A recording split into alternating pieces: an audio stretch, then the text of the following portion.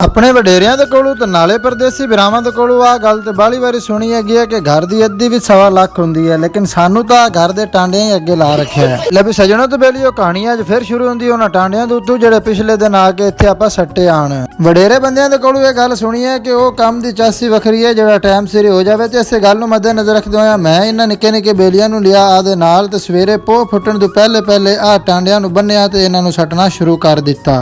ਆ ਮੇਰੇ ਉਹ ਯਾਰ ਹੈਗੇ ਨੇ ਜਿਹੜੇ ਮਸਜਿਦ ਦੇ ਵਿੱਚ ਆ ਕੇ ਮਾਸ਼ਾਅੱਲਾ ਨਮਾਜ਼ ਵੀ ਪੰਜੇ ਅਦਾ ਕਰਦੇ ਨੇ ਤੇ ਉਸ ਤੋਂ ਬਾਅਦ ਮੇਰੇ ਨਾਲ ਕੰਮ ਦੀ ਵੀ ਹੈਲਪ ਮਾੜੀ ਮੋਟੀ ਕਰਾ ਛੱਡਦੇ ਹੈਗੇ ਨੇ। ਆਖਰਕਾਰ ਟਾਂਡਿਆਂ ਨੂੰ ਅੰਨੇ ਬੰਨੇ ਟਾਈਮ ਸਿਰ ਲਾਉਣ ਤੋਂ ਬਾਅਦ ਮੈਂ ਆ ਬੋਟੀਆਂ ਵਾਲੇ ਸਾਲਣ ਦੇ ਨਾਲ 2 ਰੋਟੀਆਂ ਅੰਦਰ ਤਿਲਕਾ ਛੜੀਆਂ ਤੇ ਉਸ ਤੋਂ ਬਾਅਦ ਮਿੱਠੇ ਚਾਵਲ ਵੀ ਨਾਲ ਖਾਦੇ। ਨਾਸ਼ਤਾ ਕਰਨ ਤੋਂ ਬਾਅਦ ਮੈਨੂੰ ਘਰ ਵਾਲੇ ਫੜਾਇਆ 500 ਰੁਪਇਆ ਤੇ ਨਾਲ ਉਹਨਾਂ ਦਿੱਤੀ ਮੋਟਰਸਾਈਕਲ। ਉਹਨਾਂ ਕਿਹਾ ਲੈ ਵੀ ਸੋਹਣਿਆ ਬੋਤਲ ਫੜ ਤੇ ਪੈਟਰੋਲ ਲੈ ਕੇ ਆ। ਮੈਂ ਵੀ ਆ ਗਿਆ ਇਸ ਪੈਟਰੋਲ ਪੰਪ ਦੇ ਉੱਤੇ ਜਿੱਥੇ ਅਸੀਂ ਰੋਜ਼ਾਨਾ ਹੀ ਪੈਟਰੋਲ ਪਵਾਈਦਾ, ਤੇ ਇਹਨੂੰ ਮੈਂ ਆਖਿਆ ਲੈ ਵੀ ਸੋਹਣਿਆ ਬੋਤਲ ਦੇ ਵਿੱਚ 2-4 ਘੁੱਟ ਪੈਟਰੋਲ ਦੇ ਸੱਟ ਦੇ। ਲੱਭਿਆ ਬੋਤਲ ਦੇ ਵਿੱਚ 2-4 ਘੁੱਟ ਤੇਲ ਦੇ ਸਟਾਏ ਤੇ ਹਟ ਕੇ ਕਿੜਕ ਪਿਆ ਵਾਪਸੀ ਵਾਲੇ ਰਾਹ ਉੱਤੇ। ਮੈਂ ਸਕੂਟਰੀ ਛੱਕ ਛੱਡੀ ਘਰੇ ਤੇ ਇੱਥੇ ਆ ਕੇ ਮੈਂ ਤੇਲ ਫੜਾਇਆ ਸੀ ਡਾਕਟਰ ਨੂੰ, ਜਿੰਨੇ 2-4 ਘੁੱਟ ਥੱਲੇ ਡੋਲਣ ਤੋਂ ਬਾਅਦ ਤੇਲ ਟੈਂਕੀ ਦੇ ਵਿੱਚ ਸੱਟ ਵਗਾਇਆ। ਇਸ ਤੋਂ ਪਹਿਲਾਂ ਕਿ ਕੰਮ ਮੈਨੂੰ ਹੋਰ ਆਖ ਦਿੰਦੇ ਮੈਂ ਵੀ ਆ ਗਿਆ ਦੁਕਾਨ ਦੇ ਉੱਤੇ। ਇੱਥੇ ਆ ਕੇ ਸਫਾਈ ਸੁਈ ਤਾਂ ਹੋਈ ਪਈ ਜੀ ਮਾਸ਼ਾਅੱਲਾ, ਤੇ ਮੈਂ ਆ ਕੇ ਕੰਮ ਸ਼ੁਰੂ ਕਰ ਦਿੱਤਾ। 2-4 ਸੂਟਾਂ ਦੀ ਕਟਾਈ ਕਰਨ ਤੋਂ ਬਾਅਦ ਕਾਰੀਗਰ ਦੇ ਹਵਾਲੇ ਕੀਤਾ ਤੇ ਨਾਲ ਹੀ ਭਰਾ ਮੇਰੇ ਨੇ ਆਵਾਜ਼ ਮਾਰ ਲਈ ਕਿ ਲੈ ਵੀ ਸੋਹਣਿਆ ਬੈ ਸਕੂਟਰੀ ਦੇ ਮਗਰ ਚੱਲੀਏ, ਆਪਾਂ ਇੱਕ ਕੰਮ ਹੈਗਾ ਨਿੱਕਾ ਜਿਹਾ। ਇਹ ਸੂਟ ਕਟਾਈ ਕਰਨ ਲਈ ਔਜ਼ਾਰਾਂ ਨੂੰ ਮੈਂ ਰੱਖਿਆ ਇੱਥੇ ਤੇ ਚਾਰਜਰ ਤੋਂ ਲਾਇਆ ਮੋਬਾਈਲ ਆਦਾ। ਮੈਂ ਬਹਿ ਗਿਆ ਮੋਟਰਸਾਈਕਲ ਦੇ ਮਗਰ ਤੇ ਮੋਟਰਸਾਈਕਲ ਖਿੱਚ ਰੱਖੀ ਸੀ ਚੜ੍ਹਦੇ ਵਾਲੀ ਸਾਈਡ ਨੂੰ।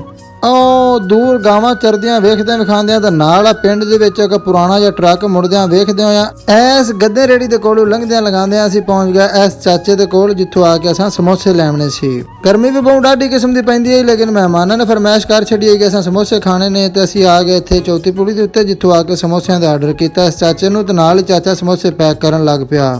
ਇਸ ਸ਼ਾਨ ਟਰਾਲੇ ਨੂੰ ਵੇਖਦਿਆਂ ਵਿਖਾਉਂਦਿਆਂ ਮੈਂ ਤੇ ਮੇਰੇ ਭਰਾ ਨੇ ਇੱਕ ਪਕੌੜਾ ਚੁੱਕਿਆ ਤੇ ਇਹਨੂੰ ਅੱਧੋ-ਅੱਧ ਕਰਕੇ ਇਹਦਾ ਟੇਸਟ ਕੀਤਾ ਤੇ ਹਟ ਕੇ ਵਾਪਸੀ ਦੀ ਰਾਹ ਫਿਰ ਫੜ ਲਈ। ਇਹਨਾਂ ਪੈਕ ਕੀਤੇ ਹੋਏ ਸਮੋਸਿਆਂ ਨੂੰ ਫੜਿਆ ਹੱਥ ਦੇ ਵਿੱਚ ਹਟ ਕੇ ਫਿਰ ਮੋਟਰਸਾਈਕਲ ਪਾ ਛੱਡੀ ਲਹਿੰਦੇ ਵਾਲੀ ਸਾਈਡ। ਆ ਟਰਾਲੇ ਮਕਈ ਦੇ ਨੂੰ ਵੇਖਦਿਆਂ ਵਿਖਾਉਂਦਿਆਂ ਤੇ ਸੋਹਣੇ ਜਿਹੇ ਰਾਹਾਂ ਤੋਂ ਲੰਘਦਿਆਂ ਲਗਾਉਂਦਿਆਂ ਤੇ ਮਸਜਿਦ ਦੇ ਕੋਲੋਂ ਗੁਜ਼ਰਦਿਆਂ ਹੋਇਆਂ ਅਸੀਂ ਆਦੇ ਘਰ ਵਾਲੀ ਸਾਈਡ ਪਹੁੰਚ ਗਏ। ਲੈ ਵੀ ਬੇਲੀਓ ਬੰਦਾ ਅਹਿਸਾਸ ਕਰਨ ਵਾਲਾ ਹੋਣਾ ਚਾਹੀਦਾ। ਜਾਨ ਤੇ ਵੈਸੇ ਹਰ ਕਿਸੇ ਨੂੰ ਪਿਆਰੀ ਹੁੰਦੀ ਹੈ, ਭਾਵੇਂ ਕੋਈ ਪਰਿੰਦਾ ਤੇ ਭਾਵੇਂ ਜਾਨਵਰ ਹੈ ਤੇ ਭਾਵੇਂ ਕੋਈ ਇਨਸਾਨ ਹੈਗਾ। ਆ ਚਾਚਾ ਫੜੀ ਫਿਰਦਾ ਇਸ ਲਾਲੀ ਵਾਲੇ ਪਰਿੰਦੇ ਨੂੰ, ਤੇ ਜਿਹੜਾ ਜ਼ਖਮੀ ਬਹੁਤ ਡਾਢਾ ਕਿਸਮ ਦਾ ਹੋਇਆ ਪੱਖੇ ਦੇ ਦੇ ਵਿੱਚ ਵੱਜ ਕੇ ਤੇ ਜ਼ਬਾਨ ਇਹਦੀ ਟੁੱਕੀ ਗਈ। ਅਸੀਂ ਤਾਂ ਇਹਦੇ ਉੱਤੇ ਹਕਮਤ ਵਾਲੀ 20 ਮੁਕਾਈ ਖਲੋਤੇ, ਪਰ ਰੱਬ ਨੂੰ ਜੋ ਮਨਜ਼ੂਰ ਹੋਣਾ ਤਾਂ ਉਹੀ ਆ।